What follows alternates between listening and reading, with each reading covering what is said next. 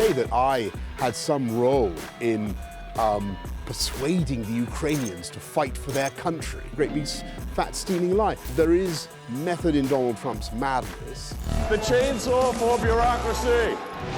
Chainsaw! Big, huge cuts. That's how you do it. He's not cutting enough, frankly. They're dripping with fat. Elon Musk has now got 13 kids by 4 different women. I don't love Elon creating infinite babies with zero intention on being a father. This shouldn't be litigated in public. Elon is a dick boss, okay? 5 years ago, you ran into a fridge to avoid being interviewed by me. I'm making amends by giving you the longest interview I've ever given you. Anyway, take care.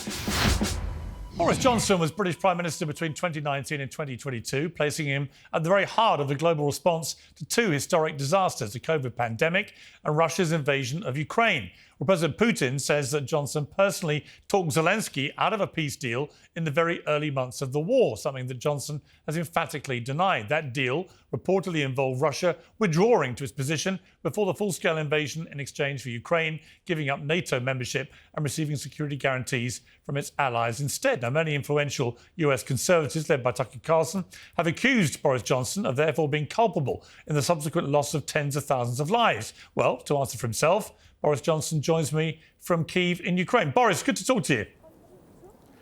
Hello, Piers. How are you doing? Yes, I think I caught your introduction just about. And first of all, let me say how absolutely tragic it is to be here in Kyiv with this war still going on, and how heroic the Ukrainians are. They are going to win. They will be successful. But, you know, how ugly and unpleasant it is to hear some of the misrepresentations that have come out of Washington in the last 10 days or so, really peddling the Kremlin line, such as the one actually that you've just repeated. Not that I'm suggesting you're endorsing it, but saying that Ukraine was responsible, started this war, saying that Zelensky is a dictator, saying the Ukrainians could have done some deal early on in this war, got the Russians out, that wouldn't have involved a complete humiliation for Ukrainians. It's just lies. It's just rubbish. And it's very painful for people who care about Ukraine, who actually know the facts, to listen to this stuff. But Piers, you know, and I've seen some of your commentary on this, I remain optimistic nonetheless that there is method in Donald Trump's madness, and actually that by shaking things up in the way that he is, he can continue to drive the process of peace in Ukraine. And I'll just give you one example, Piers. Look at what's happening with this deal now on resources. Actually, it contains some great stuff for Ukraine. It's not yet agreed. It's the one that the Americans proposed to the Ukrainians a few days ago. But the Ukrainians have done very well in negotiating. It now has stuff in it, important stuff, about American commitment to a free, sovereign and secure Ukraine. American commitment to keep investing in the security of Ukraine from the fund they set up. American commitment to financial support for the long-term stability and development of Ukraine. Now, that is good language. What is, and that is a great commitment. You know, Ukraine needs to be economically bound into the West, bound in to America, and this agreement, this resources agreement, would help to do it. I think what's preventing the signing of this deal, sadly, is some of the polemic, some of the rhetoric that we've heard in the last 10 days. But I'm sure that it will get done, and it will get done, I think, very, very soon. When it happens, what we in the UK need to do is come in with strong support for what Trump is trying to do to deliver peace, and show how we are going to fulfill our obligations to Ukraine by setting up with the French that European deterrent force in Ukraine, boots on the ground, as Keir Starmer has rightly said, not in a fighting capacity, but there to provide logistics and training support, probably about 30,000 people. And that will show, not from the UK, but 30,000 all in, that will show the Americans that we are actually serious in our concern, in our determination to ensure peace and security in Ukraine. And that is actually what will, I think, encourage the Americans to remain committed. So it's a grim situation. It's terrible that the Ukrainians are still fighting. But after 3 years of war, Vladimir Putin has not and will not conquer this country. I continue. In the last year, all this nonsense, another lie is that Putin is making inexorable progress towards victory. It's a great, big, fat, steaming, stinking lie, Piers. In the last year, he's, I think, taken 0.5% of Ukrainian territory at a cost of about 420,000 troops. It is not going his way. He is not going to win. What we need is for Europeans to dial down some of their anxiety, some of the rhetoric, everybody to dial down the rhetoric, look at what Trump is actually proposing and do a deal that will guarantee Ukraine's security for the long term and reflect the reality, which is, I think for Putin, this war is basically unwinnable. OK, look, I concur with much of what you said there. I do, as I said on X earlier, I think you've been steadfast in your support for Ukraine from the very start, and that's very laudable. I felt exactly the same way that you have about this. But there is this weird disconnect by many in America, particularly on the conservative right, who do not share our view, who seem to think that Zelensky is the real villain here, and that Putin was provoked into doing this to safeguard his own security because of NATO encroachment and so on. No. What do you say to that specific argument? It's totally mad. It's totally mad. It's through the looking glass. It's the complete opposite. Putin was not provoked into this act of aggression. His 115 battalion tactical groups that attacked from the north, from the east, from the south, they didn't have some fault in their sat-navs. And the Ukrainians, frankly, were completely innocent and did nothing to provoke him. Nor did NATO provoke him, by the way. You know very well, Piers, that the reality of Ukrainian membership of NATO then was, a cat's chance in hell. I mean, it was going to be so many blackballs. It would have looked like sheep droppings, frankly. The French would have vetoed it. The Germans were going to veto it. The Hungarians, the Americans certainly weren't going to pay. It was never going to happen. And now I think there's an overwhelming argument for it. But before February 2022, it was absolutely never going to happen. Not in a month of Sundays. So. That is complete nonsense. And by the way, to say that I had some role in persuading the Ukrainians to fight for their country is it's obviously totally implausible, but it's also a great big fat steaming lie. It's true I went to Ukraine early on in the conflict after they'd kicked them out of the Kyiv area. And all I said then were lost in admiration for what you have done, for the heroism of the Ukrainian people. We can't be more Ukrainian than the Ukrainians. If you have to do a deal in Istanbul or wherever, then obviously that's a matter for you. What I said was, if on the other hand you fight on, I just want you to know that we in the UK are going to do our absolute level best to support you in any way that we can. That's all I said, and I think any UK Prime Minister, frankly, would have said the same in my position. Piers Morgan Uncensored is now proudly independent. If you like the show, we ask for only one thing. Subscribe on YouTube and follow Piers Morgan Uncensored on Spotify and Apple Podcasts. Now let's get straight to the point. Support for today's show comes from a business focused on a critical issue: prosperity.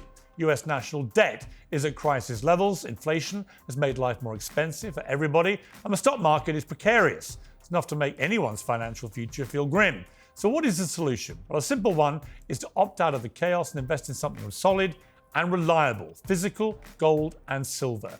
And there's only one name you need to remember: American Hartford Gold.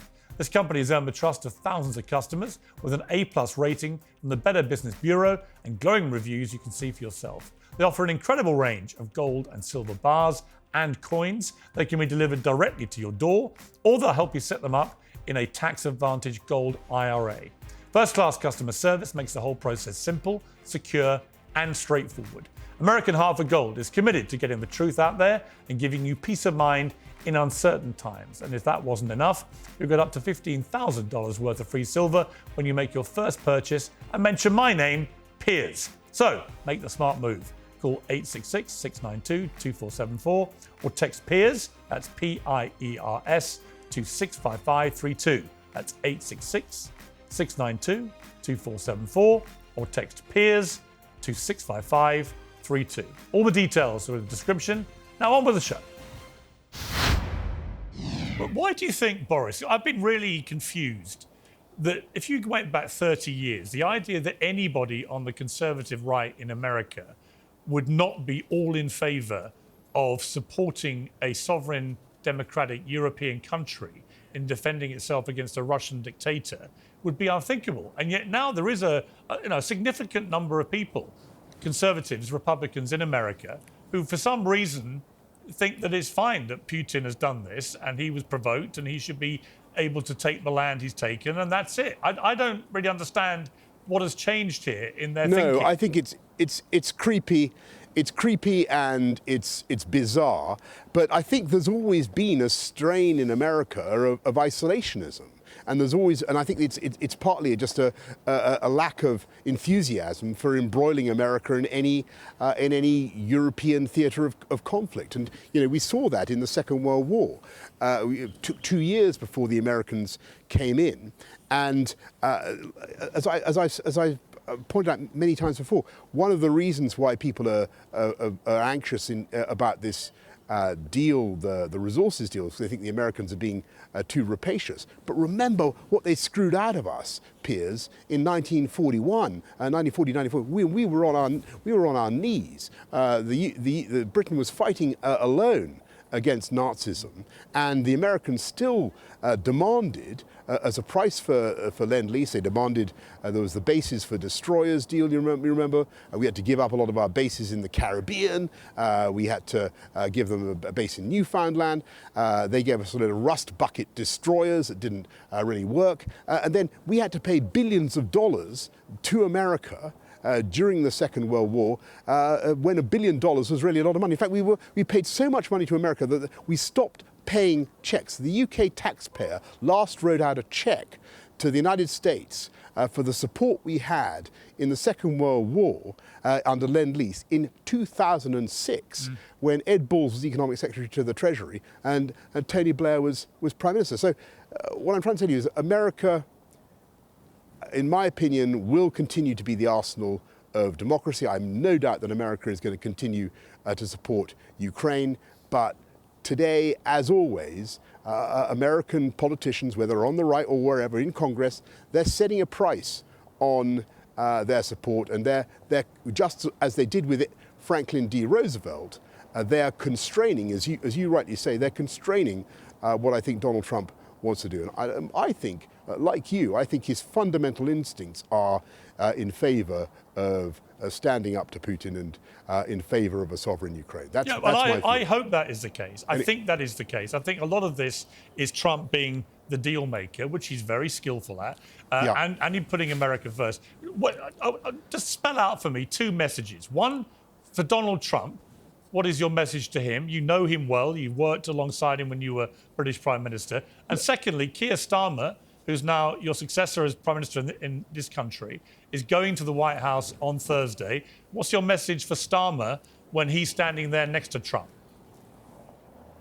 Yeah, so my message to Donald Trump would be what I said to him repeatedly. Look, his commitment, Pete Hegseth's commitment to a sovereign, free, secure Ukraine, that is the key thing. Everything flows from that. That's great. Keep focusing on that. Putin can't live with that. Putin's eventually going to lose this thing.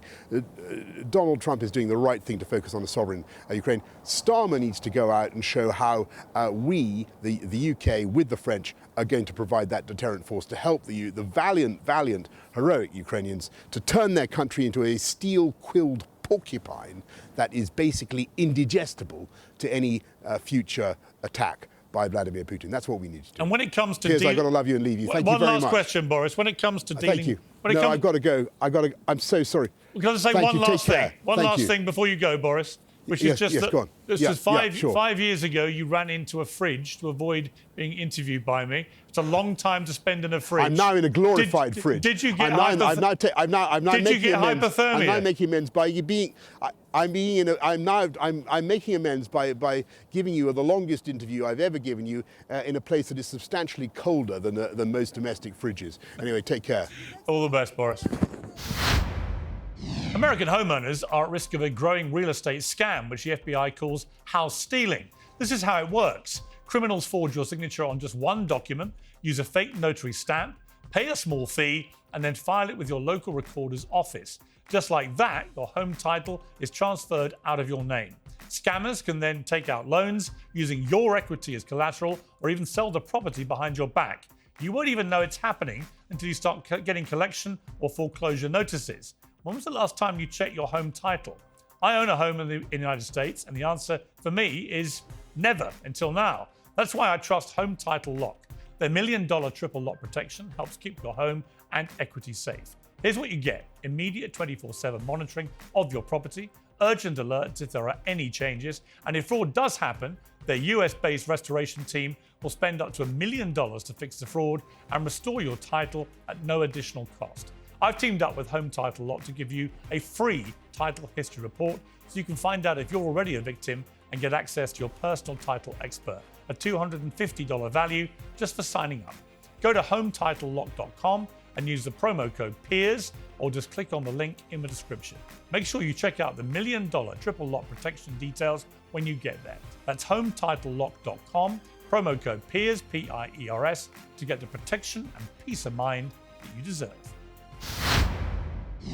US government employees have until midnight tonight to reply to email asking them to list their achievements in the last week. Elon Musk says that failing to reply will be considered a resignation. Democrats are outraged. The union called it cruel and disrespectful. For his part, Musk has said it should take no longer than 5 minutes, and that it's a basic test of whether millions of federal employees have a pulse and are even reading their emails at all. Well, DOGE continues to face legal and political challenges to its aim of stripping billions from the federal budget. Elsewhere, President Trump has fired 6 top military officers in what has been dubbed a purge of the Pentagon. And MSNBC has cancelled Joy Reid in what I'm dubbing a purge of the, well, let's just say I thought she was utterly useless. Plenty to debate with my panel. Canadian businessman, investor and Shark Tank star Kevin O'Leary, Joanne Carducci, also known as Jojo from Jerz, publisher of the User Mag newsletter on Substack, Taylor Lorenz, and the co-host of Verdict with Ted Cruz, Ben Ferguson. Well, welcome to all of you. Ben, let me start with you, just to kick things off. I mean, I've got to say, there's so much stuff coming out of the White House, it's almost impossible to keep up with it. There's a kind of electric, dynamic energy to it, which is very infectious, which I wish we had over in Britain, I have to say. But at the same time, It's alarming people, it's unsettling people. We've never seen this kind of thing before. And some of it I really agree with, and some of it I don't. I will come to it later, but I hate the way that both Trump and Elon have been going after Zelensky in such a personal manner. We'll come to that. But I love what they're doing with DOGE. So let's start with DOGE. I think the whole principle of someone like Elon Musk, the most successful business guy in the world right now, taking his expert swathe right through federal spending and unearthing so many obviously egregious wastes of money. I can't imagine most Americans, and by most I mean a significant majority, are not cheering from the rooftops. Yeah, they are. And part of this comes down to the accountability in the private sector. And like the email is a great example of this. The fact that there's so many on the left and the Democrats and the union that are triggered saying this is like an abusive email and that it's mean-spirited and evil and it's going to trigger people, then clearly you need to leave your job. Welcome to what Americans deal with in the private sector every day. This wasn't a mean email. If you've read it, and I've read the email, talked with Elon at CPAC, and look, he's saying it is time for accountability. What the hell did you do in your job in the last 5 days? Tell me what you're doing so that we know if you even read your emails or you even exist in this fear of no one coming to work in the federal government into office buildings. And they come out and they say, the left comes out and they're like, well, this is somehow just evil and mean-spirited. Act like an adult. Grow up. You don't wear a diaper anymore. You're an adult. In the private sector, I have to answer every day. You do too with ratings for this show. If your ratings go down, there's accountability for that. You and I are judged in the harshest way. I've never gotten in the corner and cried. I've never called a lawyer or a union representative to protect me. It's the real world. And when you are a taxpayer, it is time for you to demand accountability for your tax dollars. That's all Elon Musk is doing. And anyone that's afraid of this, please don't respond to the email. Do not show up for work. We don't need you. Yeah, I mean, Taylor, what's wrong with anything Ben just said? Yeah, I mean, listen, I am all for more accountability and more limited government, in many ways. I just don't know that creating more red tape and this email system is the most efficient way to restrict the government. I mean, it just doesn't make any sense. Who's going to read these emails? Like, you're just creating more work. And also, what if people are out, they're on vacation? More work is not a problem. Pardon? This is not red tape. It's a simple question. If you're in Who's going to read the emails? I'm assuming you have. Who's going to read them and evaluate all of these emails? If he's going to interrupt her, can I interrupt him? Because, I would like to make a point. Because if we're going to interrupt each other, let's just go there. Because what you said was hectic and frenetic, Piers. And by the way, I just want to take a moment and acknowledge that you and I agree on what's going on with Donald Trump and Elon Musk painting Zelensky as a dictator. And I cannot believe it. It's a cold day in hell that we agree. But I just wanted to acknowledge that because I appreciate you saying something that is factual in that regard. This is not hectic or frenetic. This is chaotic. And that email came through on a Saturday night, and as Senator Tina Smith said, Elon is a dick boss, okay? Half of the people that it was sent to were not even checking email on a Saturday night. Some of them are park workers who don't check their email on a regular basis. Some of those people had, information that was sensitive that they shouldn't be sharing over an open server like that. And Elon sent that email out without the agency heads even knowing it was going out, didn't consult with them at all. And now most of them have said to those employees, please do not respond to this email. That's actually not true. It's not red tape. That's not true. It's not. Tulsi Gabbard said to not respond to even Tulsi Gabbard said not to respond. I actually have talked to these people so I can explain to you the email. Kash Patel and Tulsi Gabbard made it very clear. Literally, take your words. I was just at CPAC. I actually know these people. I know Kash well. And what they said in the email was to their staff was, hey, yes, okay, good. Do not respond. Let me finish. Do not respond back to this email. You're going to go to your direct superior and respond to them. So there's a chain of command here because some of these people deal with national security. But the idea that you're treating adults like coddled little children, saying they don't check their email. Everybody's got a damn phone. I check my email all the time. If you're such a little wuss that you can't check a phone, I'm sorry. Email do you work on in a the Monday, national parks? You don't. Are you don't with deserve to have the job. Moose? Like, you can hire them. If this is who you guys want to hire, is people that are like, oh, I can't check my email till Monday. Then you hire them, and you'll have a failure of a business. But in the real world, you check your damn email by I'm going to say, hang on, command? All stop shouting a minute. In the real world, we have chains of command. Oh, hang on. I'll come to Kevin now. We do in the government. Okay, here's my point I would make. I've got not a massive team of people here, but if one of them complained about getting an email over a weekend, for example, I would know instinctively, and they're all probably listening to me, but I would know instinctively they're not right to work on this show.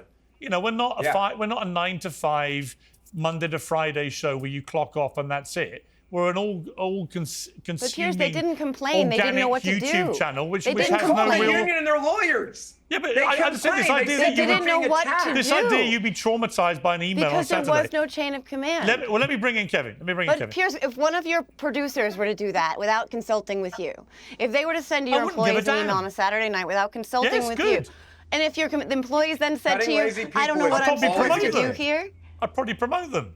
That sounds kind of chaotic to me. Read these a chain of command seems like a big good If way one to of my employees was working on a Saturday night, as many of them do, by the way, we often work through weekends. If one of them did that through an initiative, great. Kevin, you've employed a lot of people.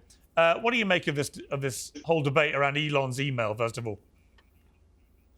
For the average American voter, and we know that they, on a majority basis, put Donald Trump in power, they don't give a damn about this.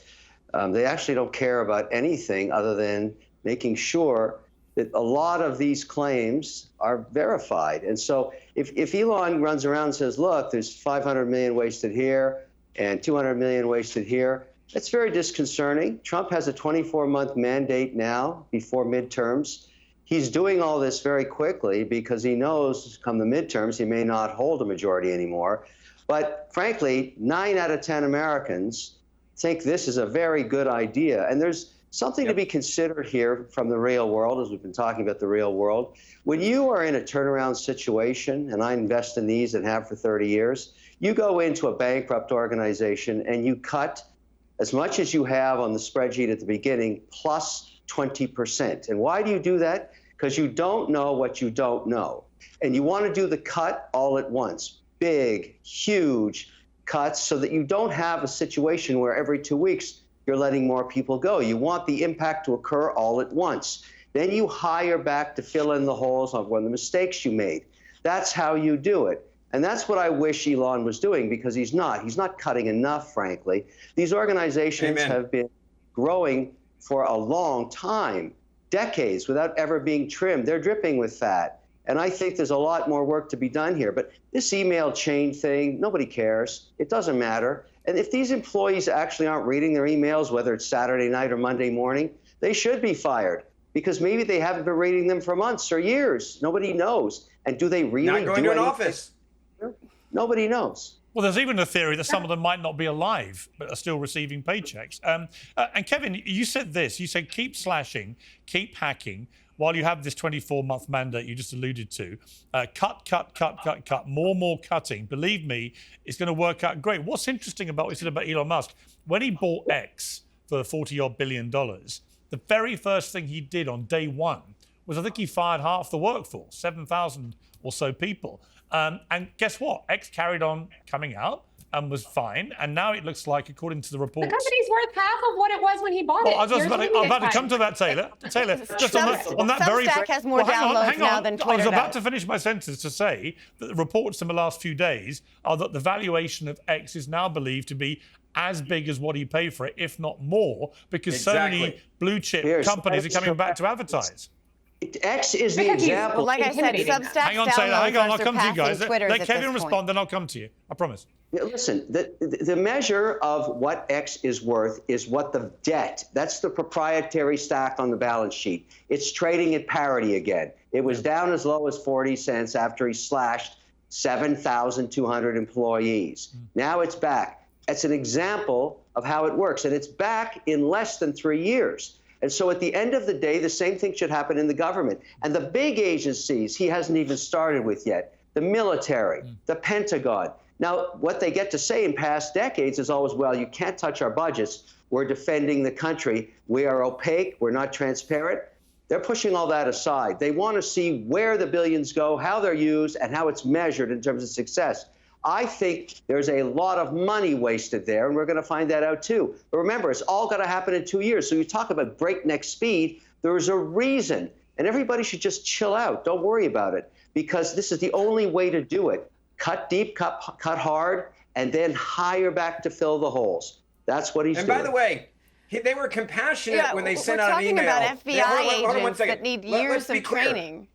Piers, they were compassionate on the front end of this by sending an email out offering a massive severance if you wanted to leave the government and not come back to work in an office, something that the private sector would never offer to millions of employees. So for all of these people that are crying in the corner, you should have taken the bailout. You should have taken the payout. You should have walked away when you had a stupid good deal in front of you if you knew you were a lazy person and you didn't want to check an email.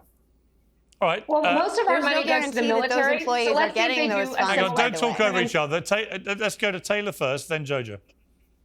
I was just going to say, most of our money goes to the military and defense contract, and I totally agree. Actually, to why debt. don't we check? Well, okay. But I'm saying, like, it goes to debt. We have more debt servicing than we do military spending. Let her talk. Well, I don't like lies getting out. Stop being so rude. I don't think anyone here would It's dispute bad that information to say that the still military is doesn't the most make spending sense. on our debt. Time out, please. It goes to what Kevin was If you talking all about. talk at the It's same debt time, problem. nobody can hear you. Why do you need to be heard? If you all talk at the same time, no one can hear you. Taylor, finish what you wanted to say. Taylor's turn. Jojo, I'll come to you, and then I'll let Ben respond. Taylor first. I don't think anyone here would dispute that we spend quite a bit of money on the military, okay? No matter what you think of that.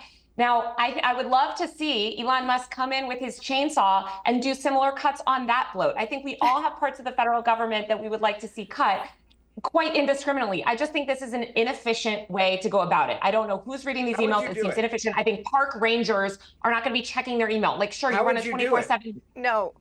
In a more strategic way. What does that mean? I genuinely want to know. I really do. I think performance reviews are great. I think allowing people who are managing some of these people that actually have knowledge of what they're doing, saying, hey, look, you have to cut X amount. and doing it more strategically. I think this is kind of messy and honestly inefficient. But look, I would love to see similar Well, it should also go North through the chain of command. Okay, Jojo. The way Exactly. you're describing Right. it's what we've been doing, and it's a disaster. I want to. Yeah, let Jojo go. I Then just Ben wanna reply. want to say that we do have systems in place. I'm sorry, Taylor, that you did not get to finish most of your answers. I guess the guy who's on the podcast with Ted Cruz doesn't get enough time to talk. But I just wanted to say, back to the idea of 9 out of 10 Americans being in support of these DOGE cuts. I don't know where Kevin got those numbers, but maybe somebody on Shark Tank manufactured them and put them in front of you. They're not real. Because actually polling has revealed that Donald Trump is underwater. And if you've seen the news lately, you've also noticed that in red districts all over the country at town hall meetings, Americans in very ruby red districts are voicing their displeasure and dissatisfaction with the state of things as they are right now. And they're wondering why Elon Musk has been given this sort of tyrannical reign that they didn't vote for. This is not wildly popular. I'm still waiting for anybody on this panel to tell me when the winning starts, because I'm thus far looking around going, we don't seem to have any winning. You're just looking at cuts. Well, that's okay. I mean, I would say, look, I don't have a. Hang on, Jojo. I don't have a horse in the race, but only this morning, Apple have apparently guaranteed Trump, and it's all been announced that they're going to put $500 billion, I think it was, into the.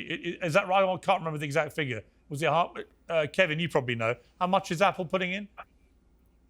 Just under $500 billion. Right. But that's a staggering what? investment in America, which wouldn't have happened probably if Trump hadn't had the meeting with Tim Cook from Apple. So you say there's no winning going on. Okay, There is a lot of hang on, otherwise, Jojo, hang on. There is a lot of money pouring into America, which was being outsourced, which is coming as a result of all these Mar-a-Lago meetings that Trump was having with all the tech guys, and they're all doing what he wanted. They're bringing jobs back to America. But in the they're opening factories in America. That's a big win, isn't it? Are they? Yes, literally. Yes. Just announced But today. in the meantime, Yes, they okay, are. but in the meantime, you should if enjoy I may, that. You should but in the meantime, celebrate. That's if I may, Americans this that are going to gentleman get jobs. just doesn't stop. In the meantime, it's if just I may because I don't answer, like the just lies. respond to what Piers said. No, you just like to hear your voice. Can you just sit No, down I don't and like just it wait when a second, people like a good lie boy? and they say that jobs My aren't goodness, coming back. you're That's so a lie. rude. Who I'm not raised you? rude is You're lying to the very American rude. people and If the I people could watching. just- All right, That's don't what's talk rude. over each other. Jojo, You need a pacifier Jojo, just and a answer nap. my question, Jojo. I would just like to say. Jojo, you asked Yes, what winning. I am, Piers. Jojo, Please let you me do asked what so. winning. Jojo, you said If I what could. you said. What you're winning for the winning. I would say that Apple committing $500 billion to American investment is a big win, right? And that happened today. I was going to respond. I was going to respond to you. In the meantime, Piers, eggs are 53% more expensive than they were a year ago. Consumer confidence is down. Inflation is higher than it was in the last who do you 6 blame months for of that? Joe Biden's term. Prices. Who do you blame for You're that? going to blame Biden for that? Yes. I'm going to blame Donald Trump. I mean, You're this going is to blame the where's the buck president who's stop, been. sir? You're going to blame the guy who's been in You're charge not for going to 1 blame month. the president who's at the helm? Hang on, you're going to blame the guy who's been in charge you for think one. he's God, Hang on, amazing. hang on. The guy who's been in charge for Insufferable. 1 month is responsible for the last year. Is that your position? This is what is remarkable to me is that every time Donald Trump gets into office, your steadfast inability to hold him accountable for anything when he is at the helm It's is been remarkable 30 to me. days. He wasn't responsible for COVID. Let me ask- all right, let me ask you- So at what point does the buck stop with the president of the United States? You know what? At It's- what No, I'm a point? realist. Because Joe Biden Inflation, did not if you inherit understood Donald inflation Trump's economy, and right? prices, you would understand Joe that it's Biden not didn't his inherit- fault in 30 days. Joe All right. Biden didn't inherit Donald Trump's Why don't we economy. go to the but somehow financial- Donald okay. Trump inherited Joe Biden. All right, let me go to the financial expert on the panel, which is Kevin. Kevin, just explain to Jojo the reality, perhaps, of an economy and how long it takes to do stuff which actually kicks in. Yeah, the facts about eggs and protein inflation, gas and rental housing inflation have nothing to do with Trump. He's only been there for 6 weeks. The reason we still have inflation over 3%, which is 33% higher than the Fed's target of 2%, and why they won't be cutting rates again this year, is because we did 4 massive multi-trillion-dollar packages during Biden's administration, including the Inflation Act, the CHIPS Act, the Infrastructure Act, and much of that money is still sloshing around the economy.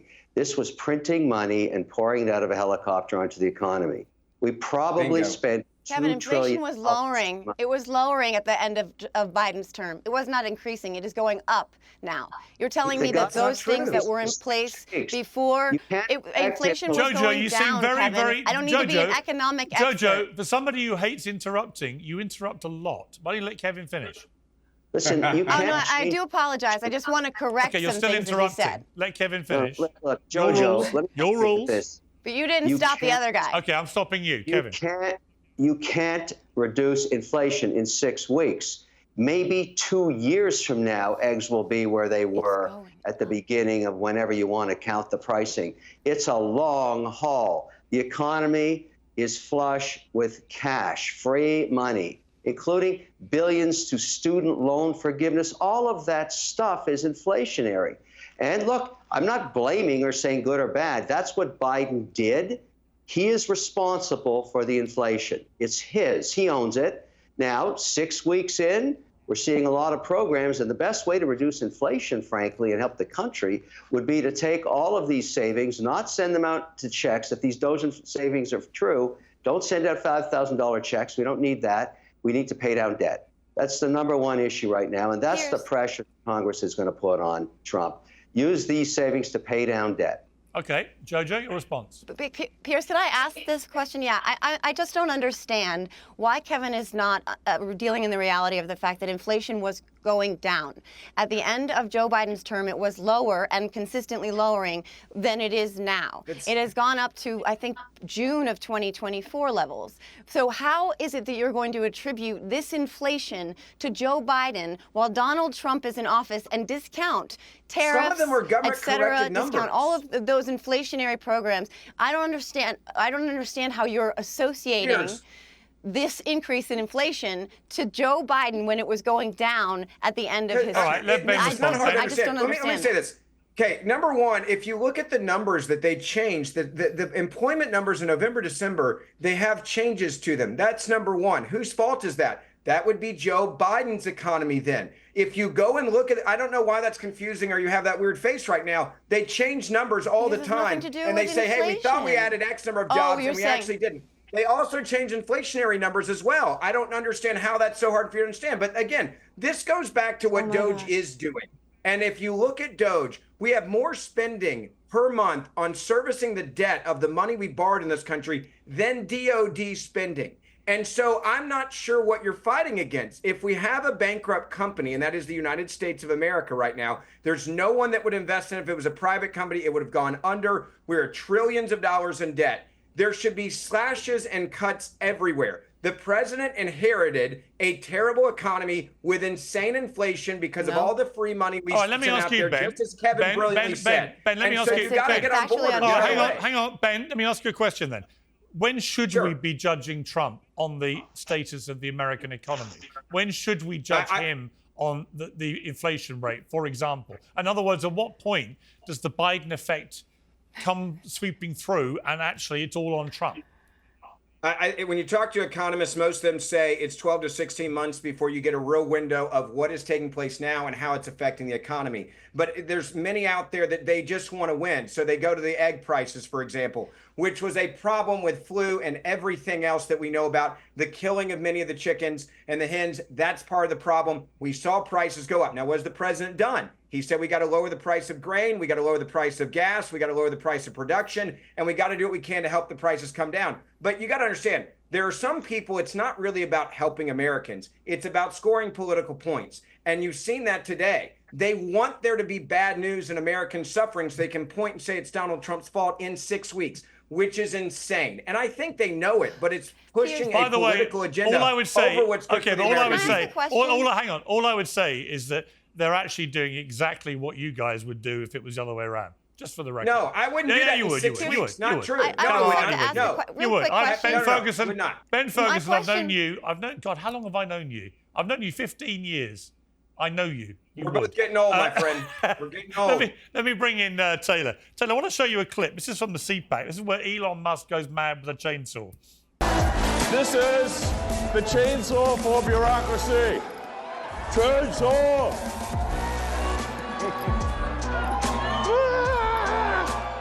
Game likes game, right? Game knows game. right? I tell you this, game. The gentleman sitting in the White House, Donald J. Trump, it's a glorious day. Days of thunder. Days of thunder and years of lightning. Every day is Christmas Day. Every day you get more executive orders, more executive actions. It's not going to stop, and we're not going to retreat. We're not going to surrender. We're not going to quit. Fight, fight, fight. So there were two things there, Taylor, which might have concerned people. One is Elon Musk going berserk with a chainsaw, which was given to him by President Milei of Argentina. And obviously, we all got the point. He's taking a chainsaw to federal overspend. But it was a weird scenario on stage there. Someone loved flying around with that chainsaw, looking slightly bonkers. And I would argue that Elon may not even realise this, but he may be sucking up a little too much attention for Donald Trump's liking. But we'll come to that particular ego issue later. The second point was the arms signal which Steve Bannon made at the end, which he would argue is a deliberate attempt to wind up the libs. Many people think was a fascist salute and wasn't even an accident. And that following on from what Elon did, which I do not believe was a Nazi salute for a moment, that actually there's a fine line between winding up the libs and actually embracing or encouraging genuine fascists. So what are your thoughts on these two things? First of all, chainsaw Elon.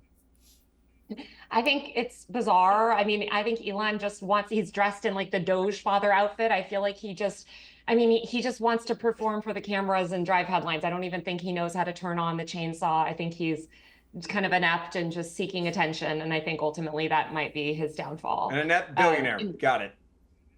Yeah, I mean, he is. Richest man in the world, totally inept. We inherited billions. Inept in terms of his ability to communicate. Right? He's just out, like, what is he even saying? I'd actually prefer to hear him talk about DOGE in any sort of coherent way rather than waving a chainsaw. I think he's seeking headlines. I don't think whatever. Anyway, I don't really care about that or have he goes off and performs and wants headlines. That's what he's doing. And by the way, that's what Bannon's doing too with his salute gesture or whatever you want to call it. It's just an attempt to garner attention and, like you said, troll libs. I think it's quite concerning because actual neo-Nazis interpret those hand gestures in a certain way. And you're seeing those people celebrating this hand gesture becoming normalized. I think that whatever it is, a Nazi, like it is reminiscent of a Nazi salute. If you don't consider it a Nazi salute, we all know what a Nazi salute looks like. I think normalizing that hand gesture right now in this climate is incredibly irresponsible and stupid. Yeah, I mean, Ben, I think that when Musk did it, it was done innocently, is my honest view about that. He meant it from the heart to them, and I got that. But when people start doing it afterwards very deliberately, you know that that's not an accident. They're making a deliberate point. Now, they might be being funny, as they would put it, but you can, if there are too many people on the MAGA right who start doing this, it will encourage people who are attracted to political groups who may be genuine fascists to say, hey, these guys are my guys. And that's not a good thing, is it?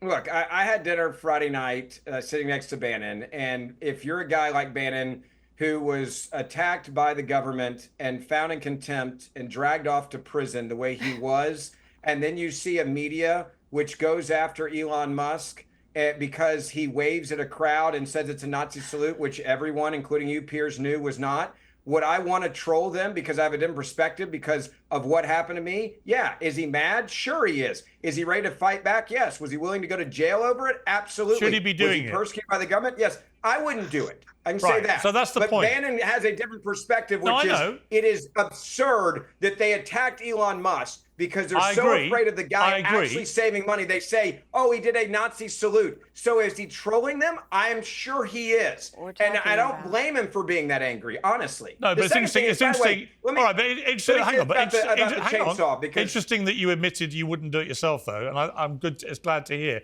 Jojo, I mean, I think there is an issue. If people keep doing this from stages, representing Trump and the MAGA movement, I think it is going to backfire. I think you're going to start seeing some ugly stuff go on with genuine fascists coming out saying these are our people. I agree, and Taylor's exactly right. The neo-Nazis and the fascists, they're perceiving it as a message to them. So it is worth noting that. But also think about trolling. Like trolling somebody by making a reference to Nazis who these are the people the media responsible made the for first the Holocaust. reference to Nazis with Elon this Musk, is and you know he trolling. didn't I'm do sorry. it. Once again, I was in the middle of a sentence.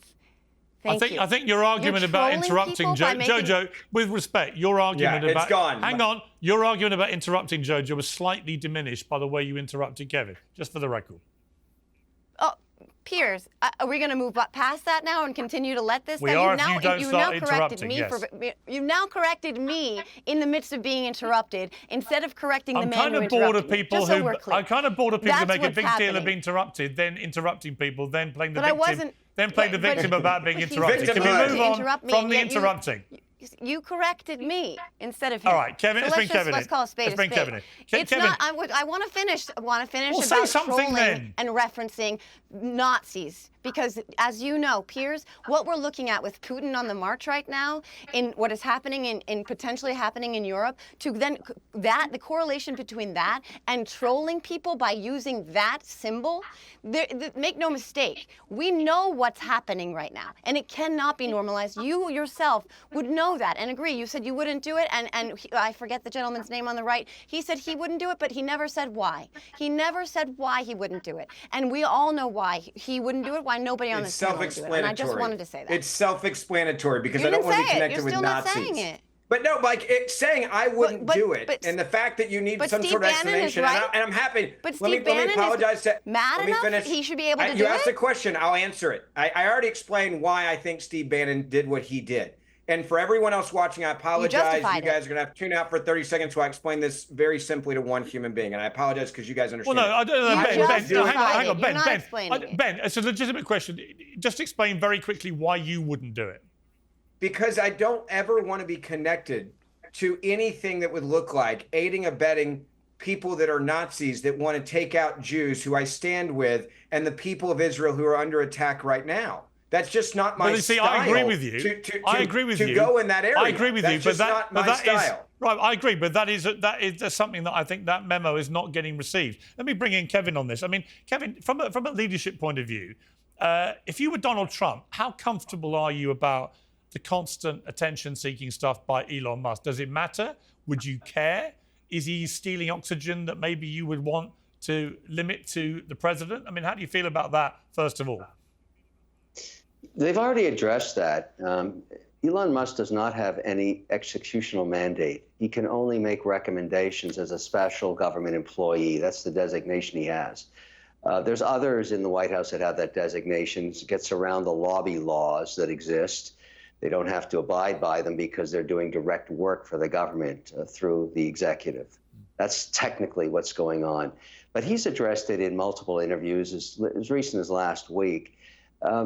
There's a lot of criticism about this, and I understand it. And when you look at social media combined with traditional linear and cable media, you've always got to assume 2.5% lunatic fringe, and we have that here for sure. Now, the issue is more or less, you've got someone with an incredible track record. Elon Musk has an incredible track record. He's probably the most successful entrepreneur in modern times. And he has 24 months to do what he's doing. You either think it's a good idea or you don't. You're not going to change your mind. I submit that the majority of the population is intrigued to get the information about how much waste there potentially is. How it gets implemented and how you execute on it is at the purview that only can be done by Congress. So while everybody's going crazy talking about this, the actual processing of these cuts, including the big prize, which would be the Pentagon, has to be implemented with surgical precision through Congress. And that's what will happen. Having said that, the big stick that Elon has, and he said this too, and this it too is extraordinary. If you're in Congress and you vote against these cuts when the majority wants them done, I will invest in making sure you lose your next election contest. That's a serious threat, and it's completely legal. He can invest in any riding he wants, any jurisdiction, any county, in any state, against an incumbent who is not supporting the DOGE mandate. An incredible situation. Frankly, I see no problem with it. Okay. You see no problem with a billionaire? Hang on, Taylor. I want to bring Taylor. I'm actually going to switch gears. You have a problem with Soros? Well, I'm going to bring Taylor actually on something else, which is to do with the Elon Musk baby mama drama, because you actually have been responsible for the latest development on this because a friend of the show, Ashley Sinclair, who came on only a week ago, actually, but didn't reveal the little secret she was keeping, has had Elon Musk baby, or says she has. And you revealed a series of new revelations about this. For those who haven't been following this as assiduously as me, but just summarize exactly what you were doing with Ashley.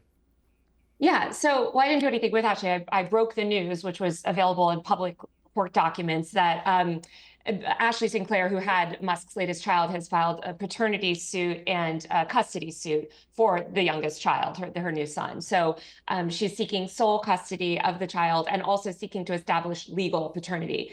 This comes right after, more drama with Elon Musk's previous baby mother, Grimes, who tweeted just last week that the son, another child of them, was in the midst of a medical emergency. They had a huge custody battle, et cetera, et cetera. So I think Ashley's hoping to avoid some of that and, seeks sole custody. Okay, well, the Ashley Sinclair story has led to some traditional conservatives questioning the morals of a new Republican establishment. Jeremy Hambly from the Quartering Channel is one such voice, and he joins the panel now. Jeremy, great to have you on Uncensored. The first time we've had you. Thank you for joining us.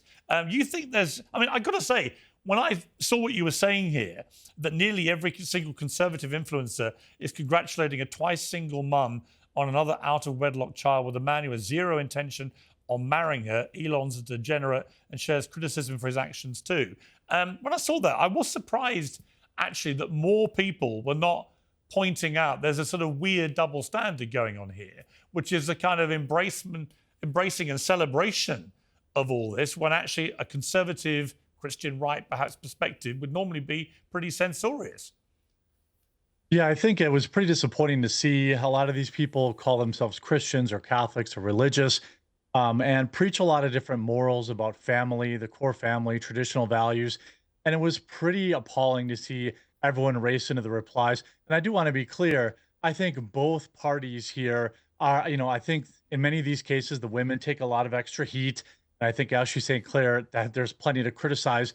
But I also think I don't love Elon creating infinite babies with zero intention on being a father. And I don't think that these women who are agreeing to do IVF, knowing that he's not going to be in their life, is a traditional conservative value. And it's something that the conservatives aren't calling out because they don't want to wreck their connection to Elon Musk, at least in my opinion, even if it's tangentially. You actually criticized Taylor directly. You said Ashley Sinclair literally ran to Elon deranged leftist Taylor Lorenz to smear Elon. That's your based trad conservative queen, Con Inc. Ha ha ha ha ha. So you weren't impressed by Ashley running to Taylor. Well, I've got a lot of love for Taylor. Happy birthday, Taylor. But I think she's patient zero for Elon derangement syndrome. So I thought it was pretty funny that she was, breaking the news. Now, if Ashley didn't go to her directly, as she is now clarified, it's a little less interesting. But I do think it was funny for somebody who was begging for privacy, was happy to be taking pictures of private signal conversations on a secondary phone for further lawsuits, run to a spread with the New York Post, and all this stuff set up weeks before the Valentine's Day meltdown. This woman was never a conservative. She has tweets going back to 2020, for example. Here's one of my all-time favorites, if you'll allow me to share it. It says, if women get the right to abortion, men should have the option to not pay child support. I think that's pretty rich for somebody who's currently suing for full custody, and I think we all know why she's suing for full custody. Okay, Taylor, you've also criticized Elon for using his son in the Oval Office. You said Elon Musk, the dadfluencer, the billionaire, is leveraging his son to rebrand himself as a father figure. So just to bring Taylor back in a moment. Taylor, first of all, what do you say to Jeremy about the criticism about Ashley Sinclair running to you, given how you're such an unlikely bedfellow for this particular debate? Again, these are public court documents on a website that every reporter in the country has been checking relentlessly. And I being on California Time, was up and got the scoop. I don't really know what to tell people that. I don't know what Elon derangement syndrome is. I am a very nonpartisan critic of both sides of the aisle. I think Elon has done some good things. I think he's lost the plot on a lot of other things. In this instance, look, I'm not one that subscribes to these conservative values of, you can't have IVF or whatever. So I think that, look, has Ashley made some contradictory statements in the past? Sure. But at the end of the day, this is a mother. Elon Musk, is the father of the child. I think Elon Musk, if you are a conservative, right, you should support fathers being, supporting their children. So I hope that he supports his children. I hope he takes care of his children. I think it's concerning how he's, trying to leverage his children to boost his public profile. I've written a lot about the danger of parent influencers. If he's involved with the kids, you don't want him to be involved with the kids. That might be the dumbest statement I've ever heard. He brings his kid around the White House, which is what everybody does if they go to the White House. They want to show their kids amazing things. If I can bring my son to the Oval Office, you don't have to do that on camera. He didn't choose for the cameras to be there. You don't do that in the Oval Office, and you don't do it on camera. You can go to the Oval Office. Talk about conservative values, so much crap. Piers, let me just say this. Well, Ben, let me ask you, Ben. Elon Musk has now got 13 kids by 4 different women, right? And the latest mother is a single mum who's been married and divorced and so on. I mean, how does that sit? Does that sit comfortably, any of that, those series of facts with your conservative Christian right beliefs? Would it be a life that I would lead? No. But all I care about is the kids, and do they have a mom and a dad who are able to grow them and mature them and spend quality time with them without clickbait and people throwing stones and trying to tear down the mother or the father. Like, this shouldn't be litigated in public, number one. Number two, the idea that Elon Musk needs to spend time with his kids, but not in public, is just unrealistic. When you are as famous as he is, any other celebrity out there, and you have kids that are around you, they're going to be in the public eye. You can try to protect them, but being able to go to the White House, being able to go to the Oval Office, spending quality time with your son there, getting to do that. I have 3 sons. I absolutely would take them to the Oval Office if I had the opportunity. I think that's, a meeting. That's being a good dad. Let me bring in, hang on. Can we talk about conservative values, though? Okay, Jojo, quickly. Them from the media. Let me ask Jojo for a reaction. Well, I want to talk about the degradation of conservative values. Between Donald Trump and Elon Musk, they have 17 children between 6 women. Donald Trump, Donald Trump is a thrice married serial philanderer who is also, by the way, an adjudicated rapist, a business fraud, and a convicted felon. I was talking. So I want to talk about the degradation of conservative values, Piers, to your original question, which is, this is the slippery slope where we see where they were once, beholden to Christian values more than they are now. Now they have someone who worships at Our Lady of the Perpetual Mulligan every Sunday and doesn't so much as go to church other than to go shake a Bible upside down after tear gassing peaceful protesters. This is not the party of family values like they hold themselves up to be or profess themselves to be. This is not the Back the Blue party. They do not stand with our troops, because if they did, they wouldn't be gutting the VA and they wouldn't be pardoning those who attacked our police officers on January 6th. It's so rich, this isn't is it? just yet another slide down the slope from that. All right, what I want to know is why Republicans abandon their morals so often. Let me bring in Kevin. So easily. Let me ask Kevin. Kevin, does any of this matter, or has the Donald Trump double success, winning the presidency twice, despite everybody knowing all about his private life, which, let's be generous, has been lively, but does any of it now matter? I mean, if I think about Democrat presidents, there was probably no greater philanderer in the history of world leaders than John F. Kennedy, for example. Bill Clinton has sex with an intern in the Oval Office while he was Democrat president of the United States. So I don't think the Democrats are in any position to lecture anybody about family values or fidelity. However, does it matter now? I mean, I get the sense people think about Musk, well, he wants to increase the population and he's leading by his own example. I don't think people really care anymore. Now, does it matter, is my question. No, it doesn't.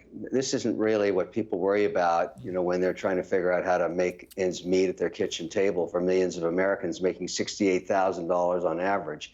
They couldn't care less. The one thing I would say, though, that is occurring now, because of I would say, the mastery of social media that Trump has pulled off in this latest election, is a lot of soul searching with the Democrats. One of the things I have to do, I don't have a choice, is I'm an investor. So I really have to be bipartisan, because I also invest in states that are blue. And I know the governors there, and I speak at their conventions as much as I do at Republican ones. because I have no choice. Entrepreneurship's bipartisan. So I've met a lot of the fundraisers in the last few weeks with the Democratic Party, and they are doing a complete reset in terms of their messaging to their base. What they can't understand is how Trump, and he used social media to do this more than linear television. He was very masterful at doing interviews with people like you, Piers, and then taking 15, 38, 59-second, 59-second snippets of it and reposting it on every single social media program enhanced. And what he did, and the one that they're most concerned about during that last 4 months of the election, was steal the working man from the Democratic Party. How is it possible that Donald Trump became the champion of the working man and unions across the East Coast and West Coast? How did he do that? How did he reach them? What about Michigan? The Michigan example is being studied by the Democrats right now. How did he do that? Every swing state. Well, I have a theory. Because unions are corrupt. And I'm going to bring in two final stories and put them together, actually. The tax cut is getting hang on one second. I'm going to play two clips because I think that, yes, it was about the economy. Yes, it was about immigration. But I do think this war that Trump and Elon Musk waged using social media, like you say, on wokeism in all its guises, the woke mind virus, I think that played a massive part in this. I think Trump was, to many people, common sense against insanity with this woke stuff. And interestingly, two things happened yesterday. One was that MSNBC's Reid, who loves to say that she's, woke, the woke queen of cable news, actually, in my estimation, one of the most vicious, unpleasant, race-baiting racists I've ever seen on cable news, frankly. She got fired because actually, you know what? People woke up and realized she's not woke in the way that the nice people like it to be. She's woke in that awful, vicious, shaming, cancelling sense. And the second time we had, second thing last night, was Jane Fonda then saying this at an award show. Make no mistake, empathy is not weak or woke. And by the way, woke just means you give a damn about other people.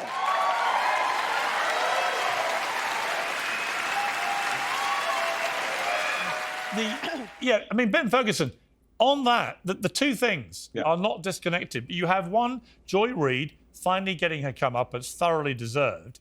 But also you have the complete delusion, and I believe deliberate delusion, of Jane Fonda. I've interviewed her. She's a tough lady, brilliant actress, a lot of admiration for her. But the idea that wokeism is this wonderfully warm, empathetic movement that shows you care is for the birds. Yeah, look, I think the American people have realized that this is basically irrelevant to their lives. We tried it. We tried this everything go woke, cancel culture, fight back and try to destroy everyone's life, just like you've heard in these smut stories trying to attack Elon Musk and the women that have a relationship with him.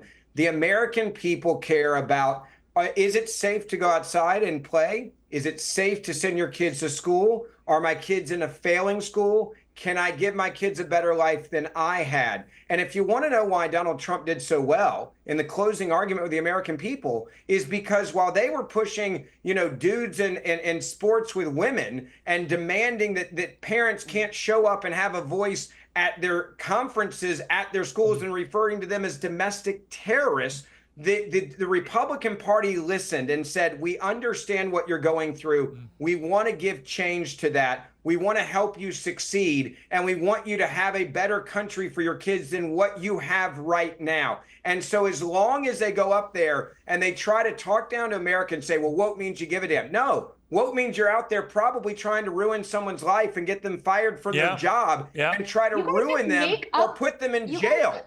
Taylor, I've got to say, ruining someone's life. Taylor, I'm not of the conservative right at all. I'm pretty centrist. I'm just a journalist. I fell out with the liberal world completely over this woke stuff because it's just completely nuts. I'm like Bill Maher in all this, right? I just think it's beyond my comprehension that you could have people on the left who genuinely think it's fine that biological men wreck women's sport. It's madness. Anyway, luckily... But the idea that the Democratic Party, Kamala Harris, who doesn't, with all due respect, all she said about trans people is I'll leave it up to the states. as if Kamala Harris was some champion she of didn't, trans though. people. That's not true. That's not true. That's not true. That's just, you're Kamala rewriting Harris and history. Joe Biden endorsed the right of trans athletes to compete in women's sport. But again, they believed in brought it. them to the White House. You know what? Brought them to the White House. This is not something. This is just simply not something that the majority of Americans voted on. The idea that the I don't agree. majority of Americans, I think it is. I think you're completely delusional. Statistically, there's she's nothing right. to support this. All right, let me It's bring just in ridiculous. Jeremy. And Who I see that's hang on, don't all vote. talk. Jeremy, you're nodding away there. I think it played a big part, and I would cite the New York Times report about Kamala's The for woke they, New them, York Times. Trump is for you, Interesting. that they say moved the needle by maybe 3 points. I think it was massively significant underbelly of debate was about this woke crap, and that Trump they saw, along with Musk, as basically the common sense antidote to all this stuff. Look, nobody did more to get Donald Trump elected than Hollywood elites and the Democrat Party. There is a reason that once Trump started running the ads, Kamala's for the, Trump's for you, Kamala's for they, them. There's a reason he ran that ad. I live in a swing state. That was basically the only ad he ran for the last 3 weeks running up to the election. And that tells me that based on their data, it was resonating with people. Regular people, this all, California liberalism, I get it. It's funny to make fun of, but people, when they go and vote, they don't want anything to do with it. Let me tell you, woke is dead. Which coincidentally, hang on. Well, that we can agree on, Piers. That we can agree on. Woke is dead, which is coincidentally the title of my forthcoming book, which will be released by HarperCollins worldwide in the fall. Well done with the plug there. In the fall. So Well I'll done. expect enthusiastic support from all of you. I've got to leave it there. It's been a great debate. You've all been terrific. Thank you all very much. Piers Morgan Uncensored is proudly independent. The only boss around here is me. If you enjoy our show, we ask for only one simple thing.